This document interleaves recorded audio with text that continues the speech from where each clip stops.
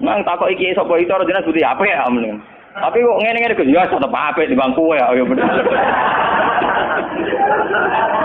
Aku lah sering disewani tiang-tiang ngono kiai terkenal apa di tokoh-tokoh desa nggo terkenal apa ngono jenenge fitnah yo macam-macam, mbok fitnah mbok tenan apa napa alam. Ngono kiai kok kelakuane ngene-ngene. Nah terus piye ben apik to.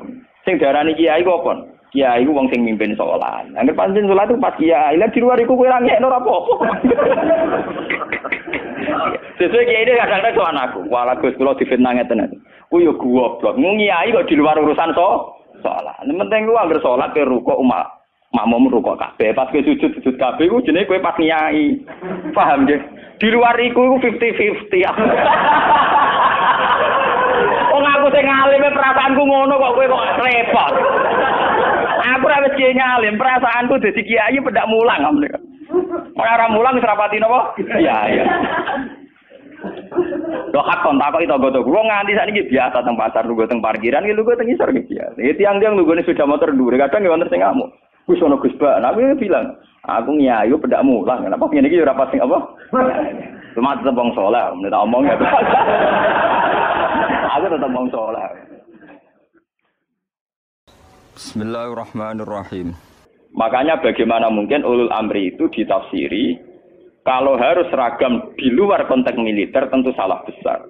Malah Imam Nawawi memiliki dawuh bahwa ayat ini sebetulnya turun dalam konteks militer. Gini ku umaraus saroya. Tapi tragisnya pendapat ini tidak populer di Indonesia. Mulai tiap lurah, bupati sampai SBY, tiap kiai yang mimpin ormas itu mengklaim kalau beliau-beliau itu adalah apa? Ulul amri. Dan kita harus taat, harus tunduk. Paham ya? Itu kalau menurut pendapat di sini ya, niku awal yang dipilih ya. Artinya Imam Nawawi menceritakan 3 pendapat, tapi yang diprioritaskan di pertama. Biasanya tradisinya ulama, kalau yang dihikayakan pertama itu yang diyakini, paham ya? Dia misalnya punya 3 hikayah pendapat, ya kok yang diletakkan di pertama berarti yang paling apa? Diyakini. Itu biasanya tradisinya ulama kultural.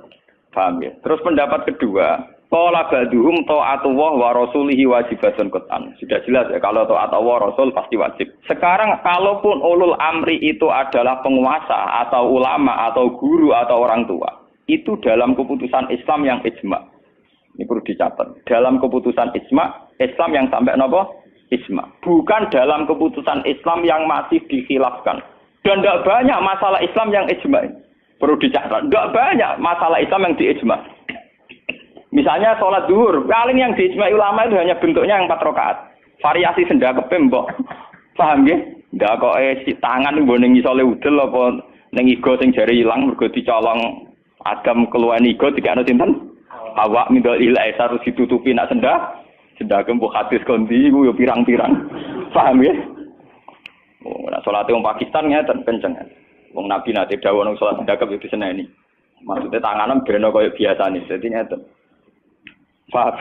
Ono hadis nek cara riyen guru kula nate cerita. Nak salate wong Turki apike jajasan dasinan. Kejare Nabi, kowe nak salat kudu ala ahsani hayatikum, pada baju terbaik kalian. Sarung identik mbek wong nganggur. Paham ya? Berarti kena salat sarungan berarti sowan pangeran dengan pakaian pengangguran. Paham ya? Mereka sarung itu gue kemulan, gue nyolong pelem, gue tabok dadu. Makanya orang Turki itu meyakini sholat yang baik itu pakai baju kehormatan. Iku sing gue sowan presiden gubernur. Dulu teng Mesir, tenggene Turki, wong sholat mesti dadinan celananan. Paham ya? Karena Nabi hanya pakai aturan umum, ala ahsani napa? Hayatikum. Sehingga pernah ada ulama hadis besar di Al-Azhar itu khutbah dia dasinan tidak pakai peci. Ditanya itu tidak pakaian mainstream yang di Mesir, ulama Mesir. Dia bilang ini ahsani hayatikum, ini keadaan terbaik saya. Paham? Jadi kalau pakai ukuran itu tentu kita sholat pakai sarung identik dengan pakaian istirahat. Kemulan. Menon awang kota yang biasa celananan nganggo sarung bedak ning jeding, bedak ning kamar napa? Mandi. Tentu itu pelecehan. Nganggo teori ini. Dan itu banyak ulama yang anti, betul banyak. Kalau sampean di Turki, di Pakistan, di daerah-daerah yang meyakini itu pakaian pengangguran, itu kriminal betul. Karena siarnya begitu, nggih, tradisi siarnya begitu. Tapi kalau di Indonesia, untuk daerah tertentu juga ada semua Indonesia, sarung itu identik dengan pakaiannya santri. Ya sudah kita sarungan ala santri. Tapi coba kalau di Malaysia, kayak Mahathir Mohamad, ya pakai celana, sarungnya disampingkan. Dan itu ala ahsani apa? Hayatikum. Tapi di Indonesia sama tak gitu, ketoprak tapi. Nah ini contoh. Lah yang kayak begini tidak mungkin masuk kategori wajib taat karena variannya tidak ijma gitu loh maksudnya. Saya paham ya? Tidak mungkin kita taat sama guru sama penguasa yang variannya begini karena tidak pada level nopo ijma. Paham ya? Mulane kula nu tak guling-gilingan, kula ngertakoki santri kula, nah nak salat cepet. Ya sing wajib ku pokoke rukuk iku juga dari subhanallah terus sujud. Pokoke sing ijma tok kula niku pokoke standar sing cepet. Kula guling-gilingan sunah Nabi mok sita. Kula sering lambenan putih niku tok guling-gilingan sunah Nabi. Mergo kula cobaan gak mungkin. Daripada ora blas, wae giling-gilingan Nabi seneng pakaian putih, kula seneng putih, ngoten giling-gilingan. Kula paling ra seneng klambi batik jujur. Kok Nabi paling ra seneng klambi sing corake ruwet. Mergo Nabi nate diadei batik iku menolak karena corake napa keruwetan. Jadi saubun lahu a'lamu cara Indonesia napa? Batik. Makanya itu untuk zina. Biasanya kalau dalam tradisi Islam yang untuk zina itu perempuan, napa? Makanya desain klambi takwa itu tidak ada yang batik karena memang kalau yang kaitan takwa itu identik dengan polos. Niki cerita sunnah loh guys. Artinya tidak ada yang saya kritik biasa apa standar. Nah ini cerita ala ahsani apa? Ala ahsani hati. Tapi yang menjadi masalah, kalau nanti diskusi kiai. Tapi masalahnya ini loh, kelambine wong Indonesia paling damai kehormatan ku batik. Makanya banyak kiai-kiai yang sholat Jumatan malah milih nganggo batik. Alasannya Jumatan disunatkan pakai putih, kalau enggak baju terbaik. Nah kadang batik itu menempati kasta terbaik. Tapi sebetulnya itu keruwetan. Masalahnya itu ada variannya itu, varian coraknya itu, yang lahu aklam, yang variannya apa? Dikeruwetan, apa? Keruwetan. Ya ora apa-apa, ora apa-apa. Penting ra udah.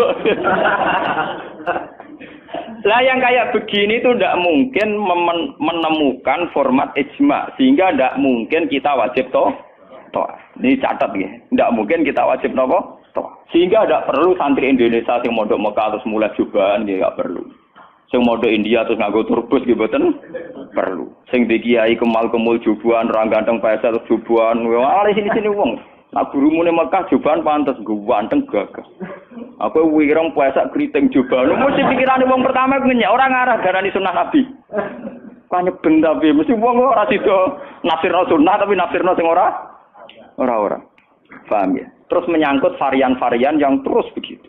Lah termasuk yang diijma'i ulama yang paling sensitif tentu masalah nikah. Itu mulai dulu sampai sekarang kita harus syukur sama pemerintahan Indonesia. Delala kersane Allah diputuskan sepihak. Sebetulnya sepihak loh. Saya ulang-ulang sepihak. Format nikah di Indonesia mengikuti mazhab Syafi'i. Yaitu harus ada wali atau pengganti wali dan dua saksi. Itu berkah betul bagi Indonesia. Delala mulai pemerintahan Belanda. Karena zaman Belanda sendiri itu urusan nikah, tolak, waris sama wakaf itu juga sudah diserahkan ulama-ulama Islam itu mulai zaman Belanda sampai sekarang. Karena nikah itu yang ila darajatil ijma itu hanya berapa? Jika ada varian-varian mazhab kayak Dawud Az-Zahiri, di Syiah sendiri ada mut'ah. Terus di Indonesia sendiri saatnya ngomong sing wis ra kuat ngebet terus akhirnya nganggo khilah-khilah mut'ah. Dasar ngajine Dawud Az-Zahiri khilah-khilah dhewe. Termasuk riyen nanti ana kiai terkenal gegere ra karuan perkara mut'ah ambek janda populer. Itu memang repot. Tapi apapun repotnya itu tidak boleh divonis zina. Apapun repotnya. Sampai jangan pernah menvonis itu zina. Ya kalau tidak cocok. Tapi jangan pernah menvonis itu zina. Karena aturan main dalam vonis, dalam sanksi itu ngendikane Nabi idra'ul hududat bisyubuhat. Fa innal imama la ayyukhti afil afwi khairun min ayyukhti afil uqubah. Coba cari jalan terbaik yang paling bisa ditahmilkan, bisa dimumungkan. Karena seorang imam salah dalam mengampuni itu masih baik daripada salah dalam membuat hukuman. Salahnya pura itu cek bener. Wes salah tangkap itu ngeri, paham ya? Nak salahnya pura orang arah masalah. Kalau balen. Jadi kalau masalah-masalah sing ila darajatil ijma, tentu ulama wajib diikuti. Dan menyangkut sholat yang ila darajatil ijma itu bisa dihitung. Paling itu tadi bentuk subuh 2 rakaat itu ijma. Kunute wis ora ijma. Kunute pun mboten apa? Ijma. Bismillah mboten ijma. Sampeyan sholat nang Masjid Mekah ning haram ora ngarang wong maca napa? Bismillah. Jare wong Syafi'i ta ora maca bismillah. Ketua KBIH itu pinter oleh ngerayu jamaah. Iku maca London. Kok karo mati speaker ana London. Mereka ngomong sapi sing fanatik kita kok tenan, sah napa boten Gus? Wong Fatihah kok boten maca napa? Bismillah. Itu ketua KBIH iku maca tapi apa? Kok karo mati speaker rasa ana ayo krungu. Lah jamaah ya goblok nggih pun nak ngoten. Dari dulu kalau bismillah itu memang masalah. Ya, mulai riyen memang napa? Masalah. Yang kalau kayak gitu itu tidak ila darajatil ijma. Lalu wonten cerita ulama Wahabi ketemu ulama Sunni. Samane Sunni nang Indonesia iku NU lah. Kita koi. Bismillah iku ayatun min kulli suratin utawa ora. Dari ulama NU ya ayatun min kulli suratin. Ya mesti kiyak tau NU. Ditakoki wong Wahabi. Kowe nak nulis kul wa ahad iku mulai angka 1 ayat 1 ku apa? Ya kul wa ahad iya nak mulai ayat ya tulis mulai bismillah. Ora ana tulisan Quran bismillah ditulis ayat sitok. Mesti kul wa ahad 1, Allahu somad 2. Wong dhewe ora termak, engko barani ayat iku piye? Wong dhewe nulis iku mulai napa? Mulai kul wa napa? Ah. Tapi ulama Wahabi kalah sitok ning Fatihah. Khusus Fatihah itu sebetulnya dalam ini ulama Wahabi itu pasti salah. Khusus Fatihah itu memang mulai dulunya dulu zaman ulama ahli hadis. Khusus Fatihah itu bismillah ayatun minha. Ya, ayatun minal Fatihah. Makanya Qur'annya Wahabi sekalipun itu untuk Fatihah bismillah itu sudah punya angka apa? 1. Khusus Fatihah loh ya. Nah, kira tau neliti, menyerah tau paham. Mulai tuilik ngapal Al-Qur'an nganti laris semakne ora paham. Oh, ora bakat seneng ilmu. Khusus bismillah di Fatihah itu sudah ditulis angka 1. Karena dulunya dulu khusus Fatihah memang bismillah itu ayatun minha. Paham ya? Tapi di selain Fatihah jelas enggak sampean lihat. Di semua Quran seluruh dunia. Mesti bismillahirrahmanirrahim tanpa ada tulisan ayat. Baru kul a'udzu birabbil falaq ada 1. Paham ya? Itu menunjukkan bahwa tidak ayatun min kulli surat. Makanya sampean kalau punya Quran Arab Saudi ya, kalau sudah baca ya, ganti surat ya paling mandek sebentar, ya langsung sabbi isma rabbikal a'la nanti ganti surat ya walaili idza yasa nanti ganti la tuwadduha atau apa pokoknya dia tidak berhenti tidak baca apa? Bismillah. Tapi api pemerintahane Wahabi ora apik. Bae ngono lah nak nyetak Quran standar dunia tetep ono bismillah itu. Paham? Mbok dirapai Wahabi pokoke walhasil niku dekne tetep nulis napa? Bismillah. Jadi cocok pokoknya sementing ditulis lumayan. Paham nggih? Mulane kiai-kiai kira iso do-bodoni jamaah. Sepundi kok mboten maca Fatihah imame. Ya maca tapi kira krungu. Nggih pun nang. Wah ya. Paham? Tapi itu baik. Yang kayak begini itu tidak darajatil ijma dan kita boleh balelo, boleh napa? Balelo. Ya sama seperti konteks tarawih. Kalau bolak-balik matur, wong Muhammadiyah roh kabeh nak tarawih nang Masjid Haram 20. Taslimatun min kulli rakaat. Tetep balelo 8. Pahami balelo napa? 8. Wong NU ya roh kabeh nek Mekah Madinah ora ono kunut. Tetepe balelo napa? Kunut. Paham? Paham ya? Di Muhammadiyah balelo ning tarawih, NU balelo ning itu sah secara ilmiah karena tidak darajatil ijma. Nggih, sah itu secara ilmiah apa? Sah. Apa contoh diterusno urusan poligami, tapi ekstrem. Poligami nggih ngoten. Wong roh kabeh, nak sahabat-sahabat itu garwane ana sing 16, ana sing 10. Tapi wong Syafi'i meyakini maksimal papat. Wong yo roh kabeh, nak Sidina Ali misale dibojo nganti 16. Raja-raja Mataram malah 32 6 ngono. Padahal iku wis Khalifatullah pranata napa? Ya wong ya artinya kita ini itu tidak ila darajatil isma. Kamu menvonis zina pasti salah. Jangan mentang-mentang kamu Syafi'i orang Islam yang menikahi di atas 4 kamu vonis zina pasti salah. Vonis kamu pasti salah, kriminal vonis kamu. Jangan mentang-mentang Syafi'i kamu menvonis zina siapa yang nikah fawqal arba'. Nggak bisa. Karena itu memang keputusan maksimal 4 itu tidak. Sing ijma paling sak ndure siji mesti masalah geger iku ijma iku. Iku mergo nglakoni dhewe-dhewe. Paham? Nah iku peristiwa kenyataan. Nah iku ora urusane ijma ulama. Mulane anggere ana kiai sing ahli sosial kados kula takok, "Iku hukume poligami piye?" Poligami ora piye. Lah kok derawan iku ya mari repot. Nah iki mesti kemari repot. Halal sing mari napa? Repot. Jadi masalah-masalah yang tidak iradarojatil isma itu tidak usah punya vonis hukum. Jangan katakan orang yang nikah faqal arba hukumnya itu juga menyangkut Jumatan. Jangan katakan kalau sebelum 40 orang terus tidak wajib Jumatan, tetap wajib. Khas mensyaratkan 40 itu khas mazhab nopo? Syafi'i. Tidak bisa. Misalnya di desa-desa terbelakang banyak yang jumlahnya belum 40 dan mereka tetap harus Jumatan. Dalam kitab-kitab Syafi'i sarannya juga gitu. Jika dunal arba'in sebaiknya tetap Jumatan. Meskipun nanti sebaiknya AA2 zuhron. Meskipun nanti sebaiknya ya ada apa? Karena bahaya kalau nanti ada Jumatan disyaratkan nunggu orang 40. Enggak ada dalam tradisi wong latihan berjuang langsung di umat kira 40. Iku apa-apaanan. Latihan berjuang di umat 40 iku sakene. Nabi dadi nabi selawase ana sing di umat moloro telu. Nutrimo wong sapi di umat minimal piro? 40. Ora ngarah. Paham ya? Ini kula baleni malih. Kalau pendapat ulama itu ila darajatid isma baru wajib ditunduki.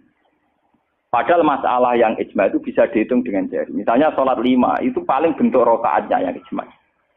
Bentuk fatihahnya ya misalnya Hanafi tidak harus fatihah. Pokoknya mata ya saro minal Qur'an.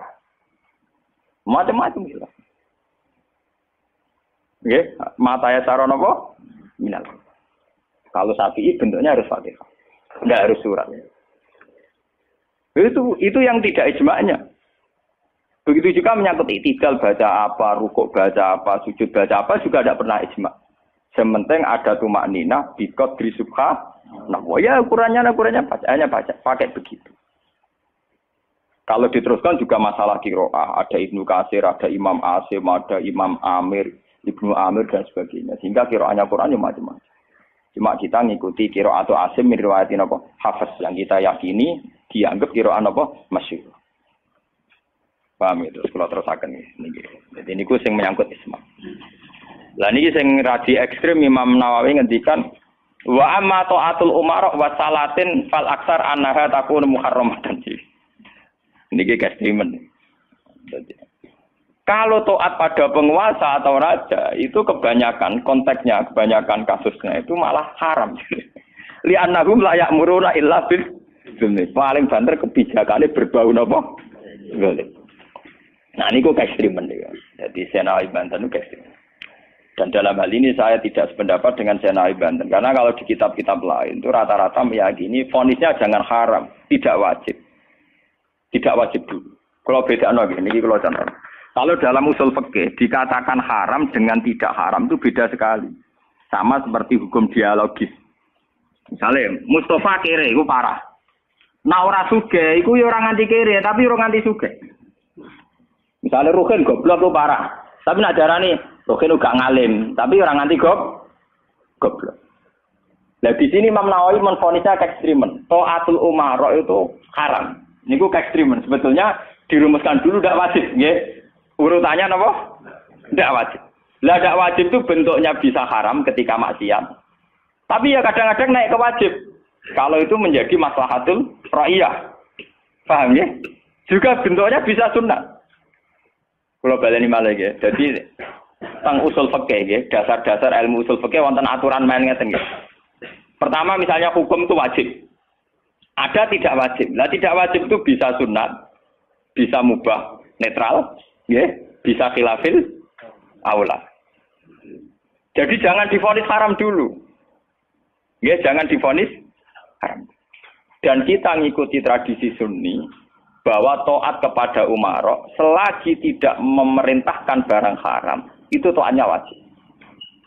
Selagi tidak memerintahkan barang apa? Nggih, jadi misalnya SBY punya kebijakan masyarakat harus bayar pajak misalnya, yang pada kadar yang wajar. Itu ya wajib. Tapi kalau memerintahkan haram maka menjadi apa? Haram. Artinya apa? Hukum taat kepada umara itu tidak ada hukumnya. Yang penting tidak wajib dulu. Nanti melihat kalau konteksnya maslahat menjadi wajib. Kalau tidak maslahat tapi tidak haram, ya nanti ada urutannya. Kalau agak baik, ya mungkin sunat. Baiknya sedikit, ya agak sunat. Kalau setengah makruh, ya khilaful aula sesuai urutan-urutan di fikih. Karena itu banyak itu ketentuan-ketentuan di fikih. Lah yang menjadi masalah ini sama dengan tenan. Bagaimana kalau sesuatu itu taruhannya dengan stabilitas? Niki rungokno tenan. Entah itu stabilitas politik, entah stabilitas ekonomi. Kayak kasus Bank Senturi itu kaitannya jenenge apa? Stabilitas. Niku paling ngeri dalam semua tradisi kekhulafaan dulu. Misalnya Yazid itu jelas-jelas gentuk. Yazid bin Muawiyah jelas-jelas gentuk. Dia adalah aktor di balik pembunuhan Said Husain di Karbala. Tapi kalau dilawan akan terus berdarah-darah umat Islam. Karena de facto Yazid lah yang dianggap presiden saat itu. Karena dia putra Muawiyah yang memenangkan pertarungan politik dengan Ali bin Abi Thalib. Jika kalau dilawan akan terus berdarah-darah umat Islam. Tapi keputusannya Said Hasan mengakui pemerintahnya Muawiyah, juga pemerintahnya Yazid. Apa mengakui kebatilan? Ya enggak. Hasan hanya ingin bilang bahwa stabilitas umat berdarah-darah harus dihindari. Perang berkepanjangan juga harus dihindari. Sehingga ketika era Said Hasan disebut Amil Istima. Itu paling susah. Dan itu mulai dulu sampai sekarang masalah. Begitu juga stabilitas ekonomi. Semua ulama itu ijma kalau riba itu haram. Lah riba itu apa? Mengambil kadar lebih dari uang pokok. Tapi semua sistem keuangan dunia meskipun itu di negara Islam yang jenenge bank rumus dasar itu suku bunga. Lah makanya kayak sama tak ceritani. Hukumnya bank mulai NU lahir 26 sampai NU wis tuwek saiki 2000 pinten? Tiap muktamar mesti aja ana sing takok. Yo tetep dijawab khilaf. Senengane muni telu mulai dhisik yo telu. Suwe tambah papat. Biasane mainstream pertama riba mesti haram. Wis suwe nak riba mesti napa? Haram. Lah nek takok, "Lah bank itu termasuk riba apa ndak?" Urung mesti haram. Pokoke munine riba itu haram. Kula critani nggih. Karena kiai-kiai yang meyakini riba haram itu betul. Kalau riba haram itu betul. Tapi kalau yang meyakini bank itu riba itu tidak mesti benar. Bank loh. Karena begini, dulu ekstrim-ekstrimnya kiai tenggene Indonesia termasuk Kiai Rehan Kudus. Termasuk guru-guru saya ekstrim. Ini kemauan sempat fatwa khusus bank negara itu boleh. Masih bilang gitu. Lihat di keputusan-keputusan gitu. Yang masih punya ruang boleh bank apa? Bank negara. Alasannya dalam sistem moneter modern tidak bisa menghindari yang namanya bank. Meskipun rumus bank tentu suku bunga atau melibatkan bunga. Tapi yang boleh itu kadarnya kayak apa? Tentu ad-daruratu muqaddaratun biqadriha. Ada aturan sesuatu yang nggak bisa dihindari. Misalnya kasus deflasi atau mengalami pengurangan nilai tukar. Misalnya begini. Tidak mungkin kan orang yang punya uang tahun 82 juta. Yang saat itu adol sapi gede. Orang nabung di bank 2 juta tahun 80. Tentu 2 juta itu jual sapi besar. Regane rong. Kan nggak mungkin 2010 sing sapi disepakati rego 8 juta. Tetap dibayar rong. Paham ya? Masa yang kayak itu termasuk riba? Toh tidak keluar dari Rasul Mal. Rasul Mal dulu 2 juta kan aslinya sapi itu. Bagaimana mungkin kamu katakan itu keluar Rasul Mal? Rasul Mal sapi regane 2 juta tahun 80. Saiki sapi tahun 2010 mesti regane misalnya 10. Paham ya? Lah nek 8 juta mbok anggap riba. Lho Rasul Mal kok sapi? Sapi nek saiki regane 10 juta. Lha iku sing dadi masalah ulama. Makanya dulu ketika Rektor Al-Azhar sing jenenge Muhammad Saltut, kenapa Saltut itu populer di dunia akademis?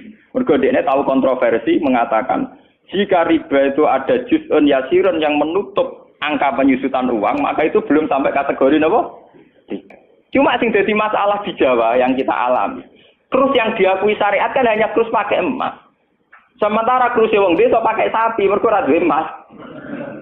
Misalnya begini, ini pengalaman saya nggih. Kulo nu sering nangani konflik tangga-tangga masalah ngoten. Misale adike mantu, cara kuno rak diutangi kakake. Mbah Gus pokoke riyen kula utangi pedhet. Pas niku payu 400.000. Tahun 80. Saiki tukarane wis ra rukun tahun 2010 kiyaine wis aku. Mbah Gus pokoke riyen kula utangi sapi pedhet. Lah iya dhisik mau 400.000 saiki tak tor 400.000 dari sing utang oleh dolim. Anak saya tok pitik telu.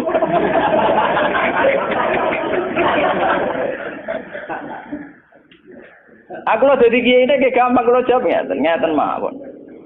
Nak disaur 400.000 jelas mari geger. Itu kok ono pedhet mawon. Wong riyen utange napa? Pedhet. Sampai yo goblok. Terus orang nganggo emas, nganggo pedet, ngene pedet ya saya tuku pedet. Enggak, aku ngukumi wajib nganggo krus pedet wis rupa dhuwit mesti geger. Nah, dhisik kok pedet yo sahur napa? Sekarang tetangga saya itu banyak yang haji. Itu gara-gara krusnya sapi. Dulu mbah saya itu namanya Mbah Sidik. Itu haji ku entek sapi 16. Sekarang itu wong-wong darani haji ku murah. Dulu keluarga saya haji kula menangi gek cilik, keluarga kula haji mau bayar 7 juta. Terus menangi malih haji 14 juta. Pas bapak kula haji 2003 niku 23 napa juta. Tapi wong desa muni darani haji saiki sepakat murah. Mergo nak nganggo sapi. Mergo dhisik sapi entek sapi 16. Saiki 30 juta lah montek sapi papat. Jadi wong desa nak darani kaji saiki luwih murah timbang dhisik. Artinya apa? Rupiah yang melonjak itu tidak ada pengaruhnya dalam kursi wong desa. Mergo dhisik 7 juta entek sapi 6, saiki 30 juta montek sapi papat.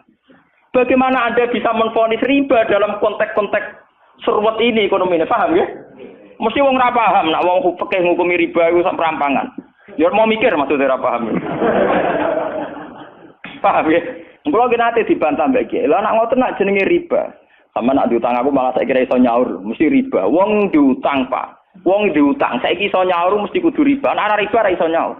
Nah contohnya biar, nah misalnya sampean diutang aku 10 tik, saya ini golek 10 kangelam sih buat sahur 100 rupiah riba loh kamu nih. Iya toh, misalnya orang dulu punya pecahan 10 rupiah, diutang 10 rupiah. Saya ini rugi nyaur iki, golek pecahan terkecil saya ini 100. Nyusui ra iso lho. Wong pecahane 80 ya ora ono. Apa riba itu misalnya? Paham ya? Kalau riba itu persis nilai intrinsik, nilai nominal uang, tentu masalah. Tentu napa? Berarti uang diutang 10 sen atau 10 rupiah kudu disaur 10. Golekine ning ndi? Paham ya? Nah ora susah barang riba lu nyusui dhuwit 100 rupiah, golek 10 rupiah 80 nggih. Piye carane? Malah ada ulama gelem mikir, paham? Lah yang kayak begini ini masalahnya itu repot. Kalau sudah menyangkut stabilitas, entah itu politik, entah ekonomi, pasti itu repot. Kasus-kasus ini kasus Bank Senturi, kasus masalah intelijen itu kalau pertimbangannya stabilitas politik ada intelijen, stabilitas ekonomi ada permainan bank, kudu ono LPS, buah ono KKS, gampang ono bulat. Podo untuk stabilitas kiai yang ngono, antar kiai rapati ngalim kudu dilindungi, ku ngono ya kiai. Ya kan semua itu demi stabilitas. Dari aku ditapai wong, cara jenengan Kiai Mustofa nis putih saja be wong apik. Tapi kok nate ngeten-ngeten ya wong tahu salah tapi tetep wong apik. Iku demi stabilitas. Kalau mau tidak percaya pada kiai tinggi juga repot agama iki, paham? Paham? Orang mau bangko yang kalau nggak ada motif percaya ono ras. Podo kalau dukungan masyarakat ke kiai rendah kita ya repot. Ngurus agama gini apa? Nang takoki kiai sapa itu orang jelas putih apik ya mending. Tapi kok ngene-ngene Gus ya tetep apik di bangku ya bener. Aku lah sering disewani tiang-tiang ngono kiai terkenal apa di togo-togo desa nggo terkenal apa ngono jenenge fitnah yo macam-macam, mbok fitnah mbok tenan apa napa alam. Ono kiai kok kelakuane ngene-ngene terus ya ben apik to. Sing diarani kiai ku apa? Kiai ku wong sing mimpin salat. Angger pancen salat itu pas kiai, lah di luar iku kowe ra ngekno ora apa-apa. Sesuai kiai ini kadang-kadang soal aku. Walah Gus kula difitnah ngeten. Ku yo goblok. Kiai kok di luar urusan salat. Nek penting ku anggere salat ke rukuk makmum rukuk kabeh. Pas ke sujud kabeh ku jenenge kowe pas kiai. Paham nggih? Di luar iku 50-50. Wong aku sing ngalim perasaanku ngono kok kowe kok repot.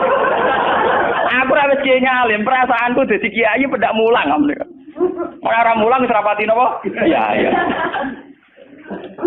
Lho hak kontak kok togo-togo nganti sakniki biasa teng pasar lungguh teng parkiran iki lungguh teng isor iki biasa. Iki tiang-tiang lunggune sepeda motor dhuwur kadang ya wonten sing ngamuk. Wis ono Gus Ba, aku bilang, aku nyayu pendak mulang. Kenapa ngene iki ora pas sing apa? Cuma tetep wong saleh, nek tak omong ya. Aku tetep wong saleh.